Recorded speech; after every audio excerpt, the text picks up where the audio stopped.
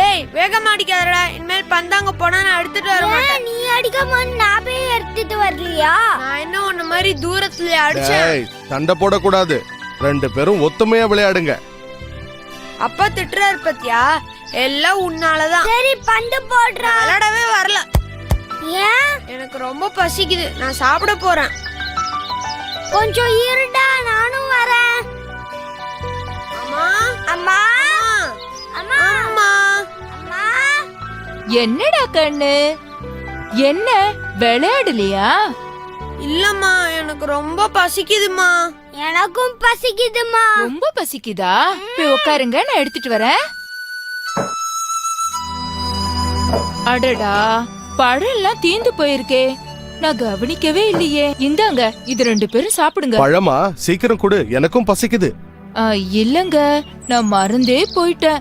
அடுத்த வேளை பசங்களுக்கு சாப்பிட இங்க ஒண்ணுமே இல்ல. என்ன இல்லையா? நீ முதல்லயே சொல்லிருக்க கூடாதா? சரி சரி, நான் இப்பவே போய் தேனும் பழமும் கொண்டு வரேன். எங்க என் குடுவை? மழை வர மாதிரி இருக்கு. மழையா? நீ ஒன்னும் கவலைப்படாத, நான் சீக்கிரமா வந்துடுறேன்.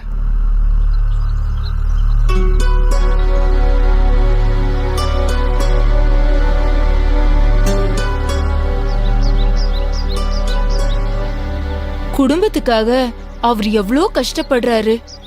எல்லாம் ஏன் தப்புதான். நான் நேத்தே சொல்லிருக்கணும். மழை காலத்துல பெய்யாத மழை கோடை மழையா இப்ப கொட்ட போகுது. காத்தும் மழையும் ரொம்ப அதிகமா இருக்கும். நாம அதுக்குள்ள சீக்கிரம் வந்துடணும்.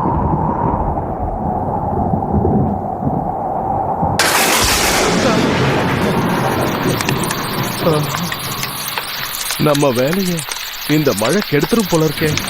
குழந்தைங்க வேற பசியோட காத்துக்கிட்டு இருப்பாங்க.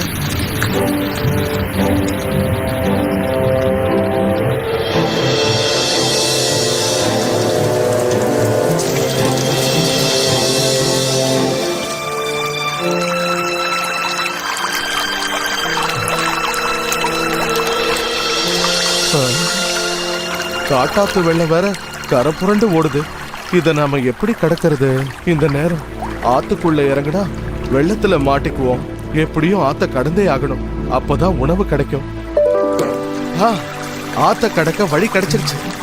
சாஞ்சி கடக்கிற இந்த மரத்தை குறுக்க போட்டு ஆத்த கடந்துடலாம்.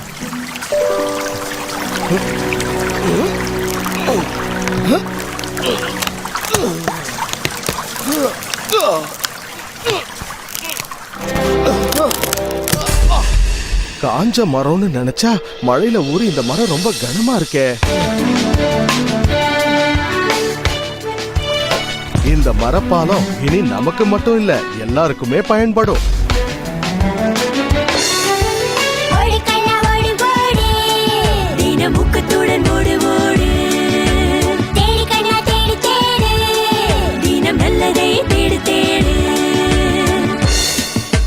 பழங்கள்லாம் நல்லா பழுத்திருக்குது. இப்ப எடுத்தா தேவையில்லாம சுமந்துகிட்டு தெரியணும். வரும்போது எடுத்துக்கலாம்.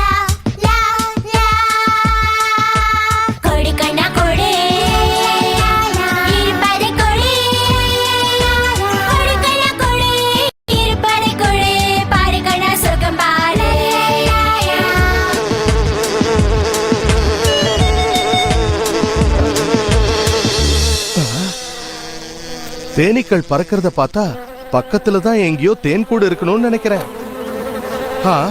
எவ்வளவு பெரிய தேன் கூடு! நிச்சயமா இதுல தேன் நிறைய இருக்கும். பட்ட கஷ்டத்துக்கெல்லாம் பலன் கிடைச்சிருச்சு.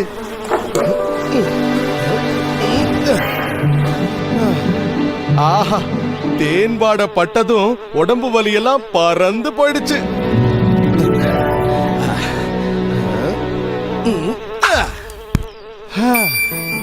நினைச்ச மாதிரியே நிறைய தேன் இருக்கே. அமாவாசைக்கு ரொம்ப நாள் இருக்கிறதுனால தேனீக்கள் நல்ல வேளை தேனை காலி பண்ணல. நமக்கு அதிர்ஷ்டம் தான். ஆஹா, தேன் ரொம்ப சுவையா இருக்கு. பசங்க ரொம்ப விரும்பி சாப்பிடுவாங்க.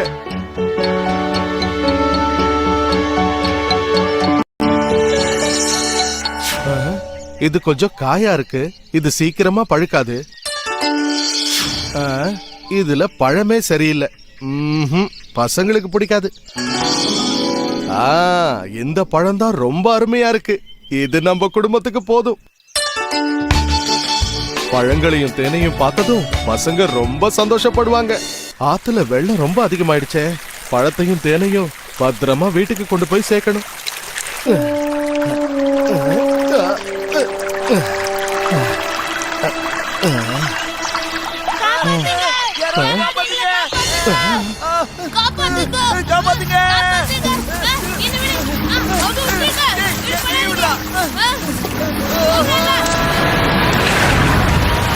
அடடா, முயல்கள்லாம் தண்ணியில மாட்டிக்கிட்டு இருக்கேன்.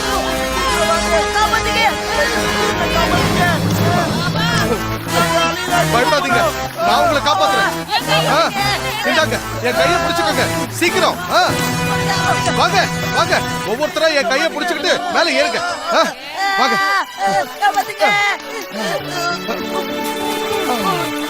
அப்பாடா.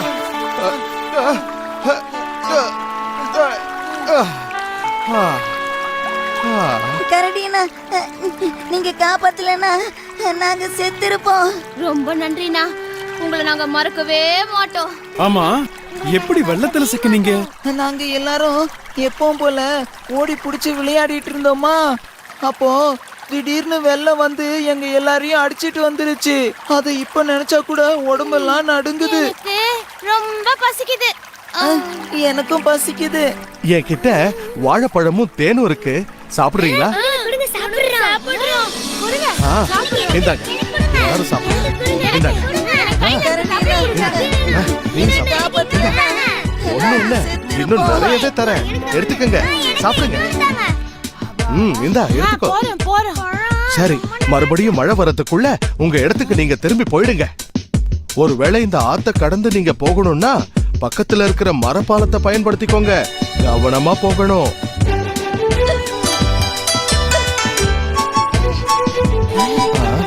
இந்தா தேனை குடி, சரியாயிடும். சாப்பிடு.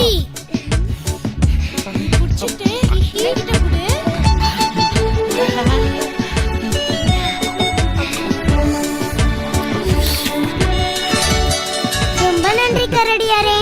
பரவாயில்ல, பத்திரமா கிளம்பி போங்க. வர.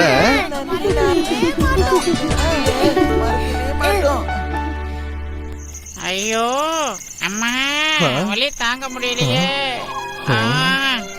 ரொம்ப வலி. குட்டி குரங்குக்கு என்னாச்சு? கீழே விழுந்துருச்சா? பலமா அடிபட்டிருக்கே, என்னாச்சு? விளையாடிக்கிட்டு இருந்தானா, பாறையில காலு மோதி அடிபட்டுருச்சு. அம்மா, ரொம்ப வலிக்குது. கவனமா விளையாட வேணாம். ஆமா, கூட யாரும் வரலையா? எல்லாரும் போயிட்டாங்க.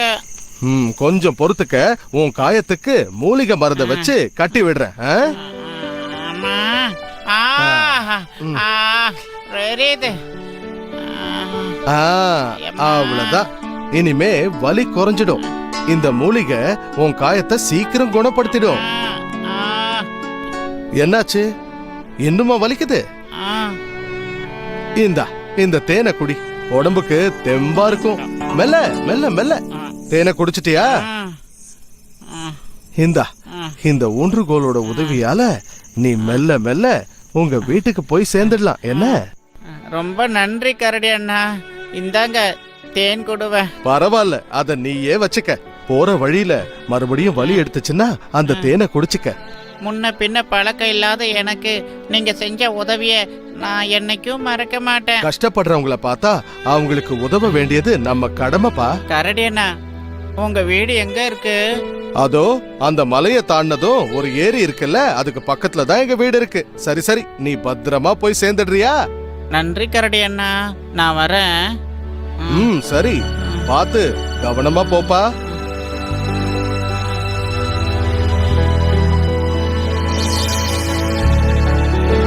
பசி தாங்க முடியலமா.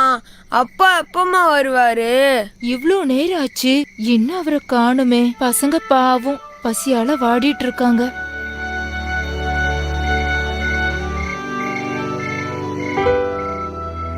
அப்பாடா, வந்துட்டீங்களா? நீங்க சாப்பாடோட வருவீங்கன்னு பசங்க ரொம்ப நேரமா எதிர்பார்த்து காத்துட்டு இருந்தாங்க. ஒரு நிமிஷம் இருங்க, வேணாம், அவங்க தூங்கட்டும். ஆமா, தேன் குடுவை எங்க? தேன் எடுத்துட்டு வரேன் தானே போனீங்க, கிடைக்கலையா? எனக்கு நிறைய உணவு கிடைச்சது. ஆனா வர வழியில முயல்கள் கூட்டம் தண்ணியில மாட்டிக்கிட்டு தவிச்சுக்கிட்டு இருந்தாங்க. அவங்கள காப்பாத்தி பழங்களை எல்லாம் அவங்க கிட்ட கொடுத்துட்டேன். அதுக்கப்புறம் ஒரு குரங்கு அடிபட்டு கிடந்ததா அதுக்கு சிகிச்சை அளிச்சிட்டு மீதி இருந்த தேனை எல்லாம் கொடுத்துட்டேன். இப்ப மிச்சம் இருக்கிறது 2 பழம் தான். இந்தா. 2 பழம் தானா? இத சாப்பிட்டா உங்க பசி அடங்குமா? கவலைப்படாத, நான் இப்பவே போய் திரும்பவும் உணவு கொண்டு வந்துடுறேன். விடிஞ்சதுக்கு அப்புறம் போலாங்க. உழைக்கிறதுக்கு இரவு பகல்னு பார்க்கவே கூடாது. யார் வந்திருக்கிறது? கரடி அண்ணா. ஓ, நீயா? வா, அடிப்பட்ட இடத்துல வலி குறைஞ்சிடுச்சா? உங்களை பாக்குறதுக்காக எங்க சொந்தக்காரங்களோட வந்திருக்கேன். கரடியாரே, ரொம்ப நன்றி. இவர் எங்களோட இளவரசர். இவரை காப்பாத்தின உங்களுக்கு நன்றி சொல்லதான் உங்களை தேடி வந்தோம். பிரதிபலன் எதிர்பார்க்காம நீங்க செஞ்ச உதவிக்கு நன்றி சொல்லும் விதமா உங்களுக்கு பரிசுகள் கொண்டு வந்திருக்கோம். தயவு செஞ்சு ஏத்துக்குங்க. ரொம்ப சந்தோஷம். அயராது உழைப்பு இருக்கிறவனை தேடி செல்வம் தானே செல்லும்னு சொல்லுவாங்க. அதுக்கு முன் உதாரணமா உங்க ஊக்கத்துக்கும் உழைப்புக்கும் எல்லா பொருளும் உங்களை தேடி தானே வரும்.